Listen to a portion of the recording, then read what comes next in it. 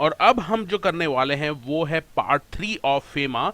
यहां पर हम करंट अकाउंट ट्रांजैक्शंस के जो प्रोविजंस हैं वो देखेंगे। बहुत ही इंपॉर्टेंट प्रोविजंस हैं ये पूरे एक्ट के। सबसे पहले हम ये देखेंगे कि ये जो करंट अकाउंट ट्रांजैक्शन के प्रोविजंस हैं इसमें हमें पढ़ना क्या क्या है और कैसे पढ़ना है। तो देखिए, इसमें सबसे पहले हम देखेंगे definition of current account transaction, जो सेक्शन 2J में दे रखी है। आपको ये याद रखना है सेक्शन बी। सबसे पहले तो करंट अकाउंट ट्रांजैक्शन होता क्या है ये देखेंगे हम सेक्शन 2J में। इसके बाद सेक्शन 5 बहुत ही इंपॉर्टेंट सेक्शन है, which talks about dealing in current account transactions. और इसी के बाद हम देखेंगे foreign exchange management current account transactions rules 2000। अब ये जो रूल्स हैं इसमें 3 शेड्यूल हैं इंपॉर्टेंट, और इसमें हम 3 रूल जो देखने वाले हैं वो बहुत ही इंपॉर्टेंट है। Rule number 3, rule number 4 and rule number 5। Rule 3 talks about prohibition of current account transactions. जो आइटम है वो लिस्टेड है शेड्यूल 1 में। रूल 4 कहता है ऐसे करंट अकाउंट ट्रांजैक्शंस की लिस्ट बताता है जिसके लिए आपको प्रायर अप्रूवल लगेगा सेंट्रल गवर्नमेंट का। ये सारे ट्रांजैक्शन शेड्यूल 2 में दे रखे हैं। इसी तरह से rule 5 talks about requirement of approval of RBI and the items are listed in schedule 3। अब हम देखेंगे definition of current account transaction. Definition जो दे रखी है वो सेक्शन 2J में दे रखी है। Current account transaction means a transaction other than capital account transaction. इसका मतलब ऐसा ट्रांजैक्शन जो कैपिटल अकाउंट ट्रांजैक्शन नहीं है उसे हम करंट अकाउंट ट्रांजैक्शन कहेंगे। बट साथ ही इन्होंने बोला है एंड इट इंक्लूड्स फॉलोइंग, यानी ये तो without any doubt current account transaction ही है। तो पहला इन्होंने बोला है it includes payment due in connection with foreign trade, other current business services and short term banking credit facility. ध्यान देना, short term in ordinary course of business, यानी आप जो ऑर्डिनरी कोर्स ऑफ बिजनेस में जो फॉरेन ट्रेड करते हैं, business करते हैं, सर्विस प्रोवाइड करते हैं, या शॉर्ट टर्म बैंकिंग या क्रेडिट फैसिलिटी लेते हैं, ये सारे ट्रांजैक्शन के लिए जो भी पेमेंट करेंगे वो करंट अकाउंट ट्रांजैक्शन माना जाएगा। दूसरा, payment due as interest on loans and as net income from investment. तो ऐसा कोई भी पेमेंट जो ड्यू है as a interest on loan उसे करंट अकाउंट ट्रांजैक्शन माना जाएगा, या फिर पेमेंट ड्यू है as a income from investment, इसे भी करंट अकाउंट ट्रांजैक्शन माना जाएगा।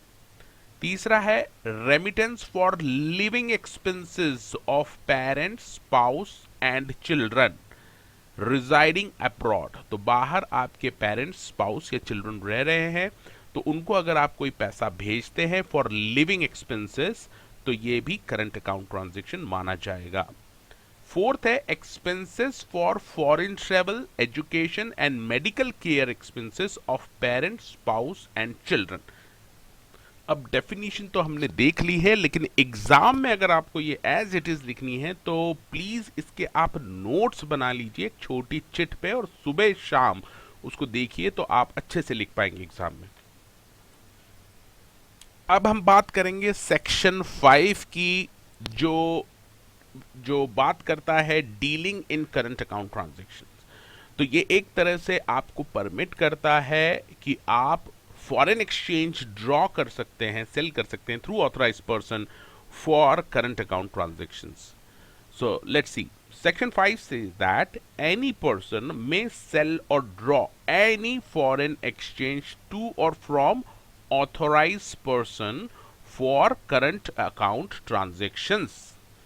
However, central government may impose reasonable restriction in the public interest in consultation with RBI by making the appropriate rules। और इसी पावर को जो section 5 में सेंट्रल गवर्नमेंट को दे रखी है रीजनेबल रिस्ट्रिक्शन की सेंट्रल गवर्नमेंट ने रूल्स बना दिए हैं और इसे कहा जाता है foreign exchange management current account transactions rules 2000।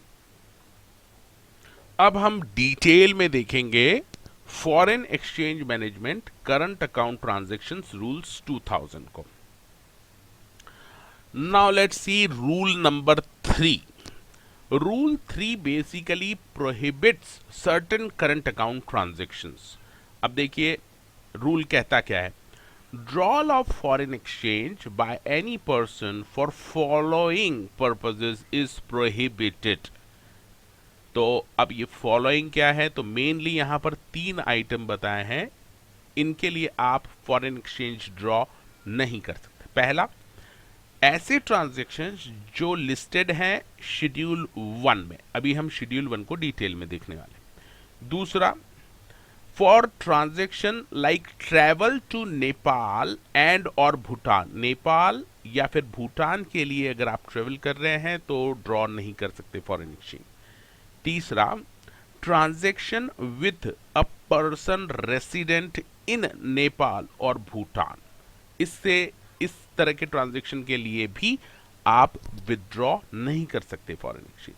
लेकिन जो थर्ड पॉइंट है, ट्रांजैक्शन विद पर्सन रेसिडेंट इन नेपाल और भूटान, अगर उसके साथ आपको ट्रांजैक्शन करना है और ड्रॉ करना है फॉरेन एक्सचेंज, तो यहां पर आरबीआई आपको इस प्रोहिबिशन से एग्जेम्प्ट कर सकती है और अगर आपको एग्जेम्पशन मिल गया है तो आप ट्रांजैक्शन कर सकते हैं पर्सन रेसिडेंट इन नेपाल और भूटान के साथ भी। So rule 3 basically prohibit withdrawal of foreign exchange for following 3 transactions।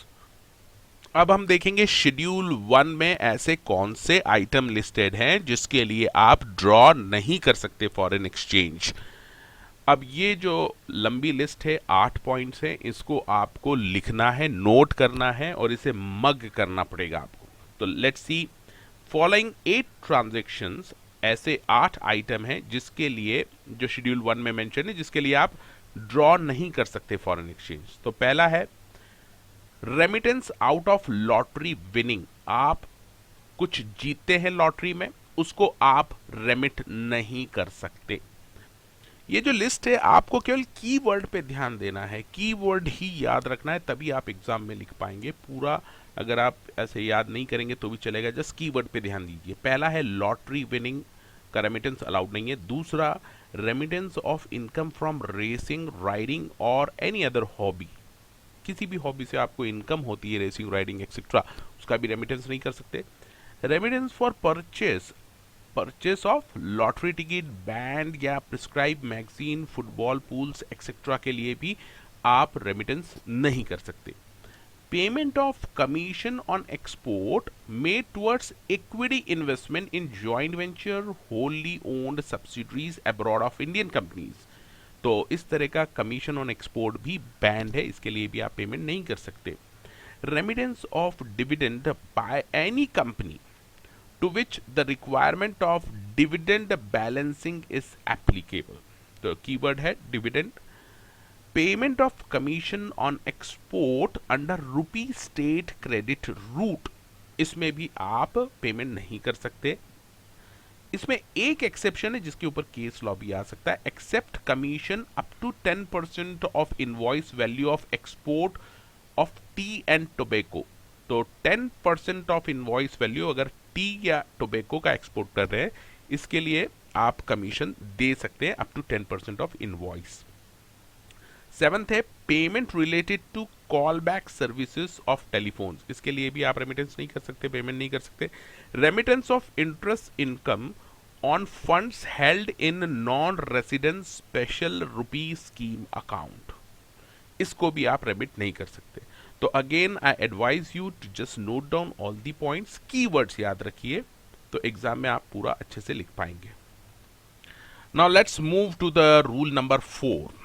Rule number 4 says that in following cases which are listed in Schedule 2, prior approval of the Government of India will be required for remittance even if the transactions are current account transactions। तो ये जो items हैं schedule 2 के, इन सभी items के लिए आपको prior approval लेना पड़ेगा गवर्नमेंट का, यानी ट्रांजैक्शन करने के पहले आपको वो अप्रूवल लेना पड़ेगा गवर्नमेंट से। However, the approval of government will not be required if the payment is made out of resident foreign currency account या फिर EEFC अकाउंट से आपने पेमेंट किया हो तो। इस पॉइंट के ऊपर केस आ सकता है, तो ऐसे आइटम जो शेड्यूल 2 में मेंशन है उसके लिए प्रायर अप्रूवल लगता है सेंट्रल गवर्नमेंट का, लेकिन ये प्रायर अप्रूवल नहीं लगेगा अगर आपने payment resident foreign currency account से किया है या फिर EEFC अकाउंट से किया है। अब एक एक करके हम सारे शेड्यूल 2 के आइटम्स देखेंगे जिनके लिए प्रायर अप्रूवल लगता है गवर्नमेंट का। सबसे पहले शेड्यूल 2 में जो आइटम दे रखा है दैट इज कल्चरल टूर। तो कल्चरल टूर के लिए आपको परमिशन लेने पड़ेगी, prior permission ministry of HRD, department of education and culture. दूसरा आइटम इन्होंने दिया है advertisement bye public sector undertaking या फिर गवर्नमेंट। एनी एडवर्टीजमेंट अब्रॉड, बाहर अगर कोई भी एडवर्टीजमेंट करते हैं for any purpose by the public sector undertaking या स्टेट गवर्नमेंट या फिर central government, it will require approval from ministry of finance other than the advertisement for promotion of tourism, foreign investment or for international bidding exceeding $10,000. Third item है chartered vessel by public sector undertaking और government. So any payment for freight on CIF basis, यानी cost insurance freight basis पे, of vessel chartered by public sector undertaking और import by government department or public sector undertaking can be made with the prior approval of Ministry of Shipping. Fourth point है payment of import on CIF basis by public sector undertaking or government through ocean transport. तो ocean transport के लिए अगर आप payment करते हैं, payment of import through ocean transport by government और public sector undertaking on CIF basis will require approval of Ministry of Transport. Fifth item है agents of multimodal और transporter. So multimodal transport operators have to obtain a registration certificate from Ministry of Transport for making payment to their agents abroad. 6 point है higher charges of transponders. Remittance of hiring charges of transporters by TV channels be approved by Ministry of Information and Broadcasting, and by internet service provider be approved by Ministry of Communication and Information Technology. Next point है container detention charges beyond the prescribed limit. याद रखना, beyond prescribed limit. So remittance of container detention charges exceeding the rate prescribed by Director General of Shipping, it requires approval from Ministry of Shipping. 8th point, prize money for sports. So remittance of prize money, sponsorship of sports activity abroad exceeding $1 lakh requires approval from Ministry of HRD, Department of Youth Affairs and Sport. लेकिन यहां पर एक point याद रखना है, कोई limit नहीं लगेगी स्पोर्ट्स के केस में if the remittance is made by international, national और स्टेट लेवल स्पोर्ट्स बॉडीज। तो ये अगर पेमेंट करते हैं, रेमिट करते हैं, तो विदाउट एनी लिमिट, कोई रिक्वायरमेंट नहीं है अप्रूवल की। सो अभी जितने भी आइटम मैंने शेड्यूल 2 के बताए, आप अच्छे से इसको नोट कर लो। रूल नंबर 4 जिसमें सेंट्रल गवर्नमेंट का प्रायर अप्रूवल लगता है, और शेड्यूल 2 है जिसके लिए इसकी सारी लिस्ट बना के आपको याद रखनी है सारे आइटम्स। अब हम बात करेंगे रूल 5 की, RBI अप्रूवल की। तो ये रूल कहता है every withdrawal of foreign exchange for transactions listed in schedule 3 shall be governed as follows. अभी हम देखेंगे कौन कौन से शेड्यूल 3 में आइटम दिए हैं। However, अगेन याद रखना है, this rule shall not apply to withdrawal from RFC account, resident foreign currency account से अगर आपने ड्रॉ किया है पैसा तो ये रूल नहीं लगेगा। अब हम देखने वाले हैं transactions which are listed under schedule 3, और ये लेटेस्ट अमेंड किया है 2015 में। तो अमेंडेड रूल्स, हम रूल्स एंड शेड्यूल देखने वाले हैं। तो let's see, schedule 3 talks about facilities for individual, individual यानी humans, Ram Shyam, like that.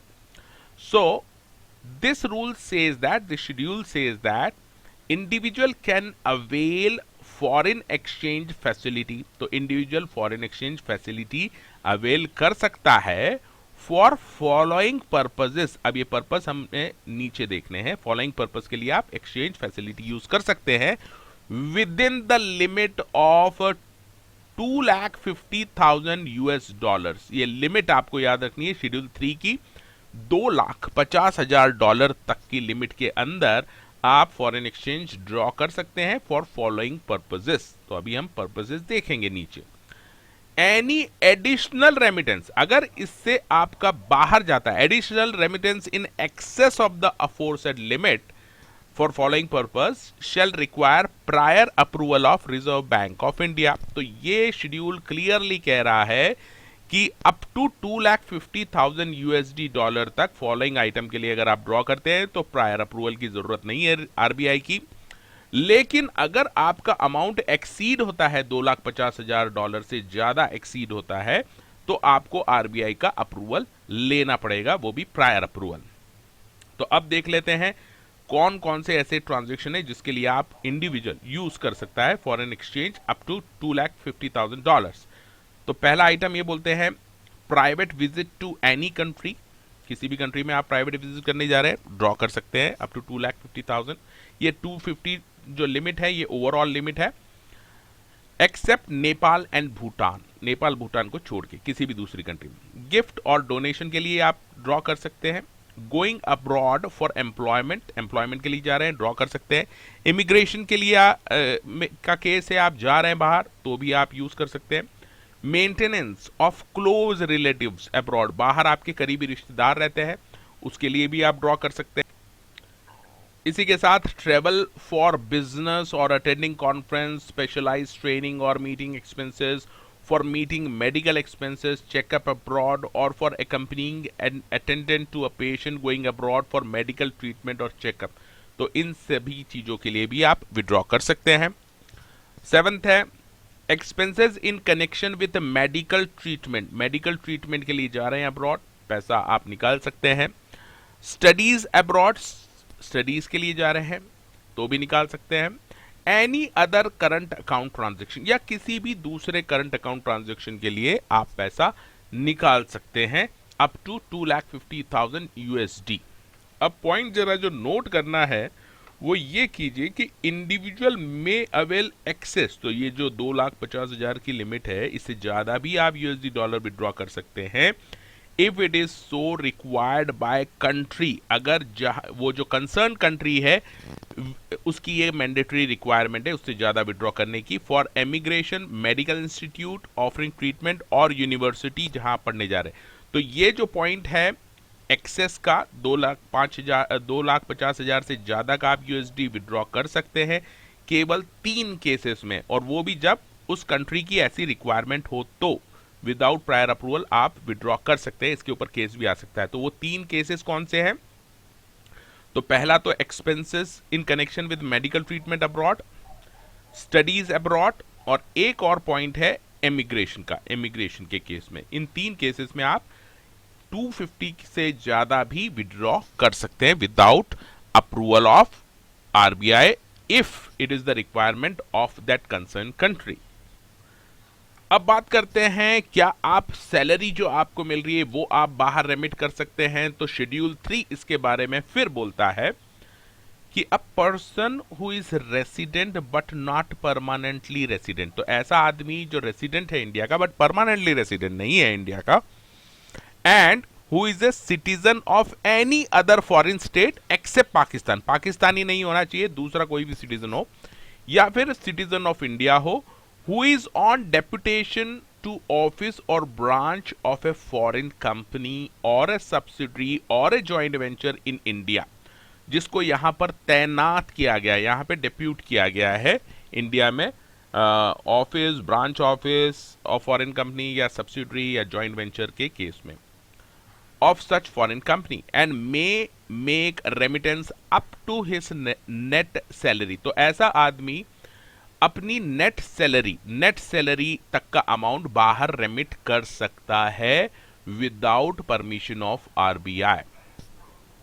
अब ये नेट सैलरी के ऊपर क्वेश्चन आ जाएगा, ध्यान से देखना। Net salary means after deduction of taxes, contribution to provident fund and other deductions. तो जो नेट बचेगा वो रेमिट कर सकता है। यहां पर हमने पहले भी देखा था, नॉट परमानेंटली रेसिडेंट का मतलब इन्होंने फिर से बताया है, a person resident in India on account of his employment और deputation of office specified duration, किसी specified duration is irrespective of length, और स्पेसिफिक जॉब और असाइनमेंट के लिए आया है तो जिसकी ड्यूरेशन कितनी होनी चाहिए, 3 साल। स्पेसिफिक जॉब या असाइनमेंट है तो 3 साल तक के लिए आया, तो उसको हम बोलेंगे person resident but not permanently resident. तो ऐसा आदमी अपनी नेट सैलरी बाहर रेमिट कर सकता है विदाउट आरबीआई अप्रूवल। अब हम बात करेंगे second part of third schedule, जो बात करता है facility for persons other than individual, यानी ह्यूमंस को छोड़ के जो बाकी के लोग हैं उनके लिए क्या फैसिलिटी है रेमिटेंस की। तो साफ साफ यहां पर शेड्यूल 3 में लिखा है, the following remittance by person other than individual shall require prior approval of Reserve Bank of India. तो ये 4 केसेस हैं जिसमें प्रायर अप्रूवल लगेगा रिजर्व बैंक ऑफ इंडिया का। पहला केस, डोनेशन दे रहे हैं exceeding 1% of foreign exchange earning. आपको जो फॉरेन एक्सचेंज अर्निंग हुई उसका 1%, और ये अर्निंग कब हुई है, during the previous 3 financial year. तो प्रीवियस 3 फाइनेंशियल ईयर की जो अर्निंग है उसका 1% से ज्यादा आप डोनेट कर रहे हैं, या फिर 5 मिलियन यानी 50 lakh USD dollar, whichever is less. तो यहां पर आपको ये लिमिट अच्छे से समझनी है, 1% of foreign exchange earning during the previous 3 years, या फिर 5 million USD dollar, whichever is less, उससे अगर आप ज्यादा का डोनेशन करते हैं, for creation of chairs in reputed educational institution, contribution to fund not being investment fund promoted by educational institutes, and contribution to technical institution or body or association in the field of activity of donor company। तो यहां पर जो आपको important बात याद रखनी है, donation अगर एक्सीड हो रहा है 1% of foreign exchange earning of पिछले 3 साल की, या फिर 5 मिलियन डॉलर, इन दोनों में से जो कम है उससे अगर एक्सीड हो रहा है तो आरबीआई का अप्रूवल लगेगा। अब दूसरा पॉइंट बात कर रहा है कमीशन। कमीशन देना चाहते हैं आप, कमीशन पर ट्रांजैक्शन केस आएगा, कमीशन पर ट्रांजैक्शन टू एजेंट्स अब्रॉड। बाहर आपके एजेंट बैठे हैं, उनको आप कमीशन देना चाहते हैं पर ट्रांजैक्शन। किस लिए देना चाहते हैं, for sale of residential flat और कमर्शियल प्लॉट्स इन इंडिया। तो इंडिया में आपके कमर्शियल प्लॉट्स हैं या रेसिडेंशियल फ्लैट्स हैं, और आपके एजेंट बैठे हैं वो अब्रॉड बैठे हैं, उनको आप कमीशन दे रहे हैं, और वो कमीशन अगर एक्सीड कर रहा है 25,000 यूएसडी डॉलर और 5% ऑफ इनवर्ड रेमिटेंस, जितना पैसा आ रहा है उसका 5%, विच एवर इज मोर। याद रखना है यहां पे लेस नहीं है, विच एवर इज मोर, उससे अगर ज्यादा अगर आप कमीशन दे रहे हैं तो आपको आरबीआई का अप्रूवल लगेगा। अब बात करते हैं थर्ड पॉइंट की, remittance exceeding 10 million USD dollar पर project for any consultancy services in respect of infrastructure project. तो इंफ्रास्ट्रक्चर प्रोजेक्ट में अगर आप कंसल्टेंसी दे रहे हैं तो पर प्रोजेक्ट आप 10 मिलियन यूएसडी डॉलर से ज्यादा रेमिट नहीं करना चाहिए, अदरवाइज आपको अप्रूवल लगेगा आरबीआई का। या फिर 1 मिलियन यूएसडी डॉलर, जो 1 मिलियन यूएसडी है, पर प्रोजेक्ट से ज्यादा आपको पेमेंट करना है for other consultancy services procured from outside India. तो इंफ्रास्ट्रक्चर को छोड़ के बाकी की जो कंसल्टेंसी सर्विस आपको बाहर से मिल रही है उसके लिए जो लिमिट है वो है 1 मिलियन यूएसडी। तो अगर ये लिमिट से ज्यादा अगर आप पेमेंट करना चाहते हैं, रेमिट करना चाहते हैं, तो आरबीआई का अप्रूवल लगेगा। और अब हम देखेंगे last point, remittance exceeding 5% of investment brought into India और 100,000 US dollars, whichever is higher, by an entity in India by way of reimbursement of pre-incorporation expenses। तो इस पॉइंट में भी आपको ये अच्छे से ध्यान रखना है कि प्री इनकॉर्पोरेशन एक्सपेंसेस के केसेस में जो लिमिट है वो हायर है, higher of 5% of investment brought into India और 100,000 USD dollar, whichever is higher. अब ये सभी पॉइंट्स आपको अच्छे से नोट डाउन करने हैं और इसको मग करना है, तभी आप इसको एग्जाम में लिख पाएंगे।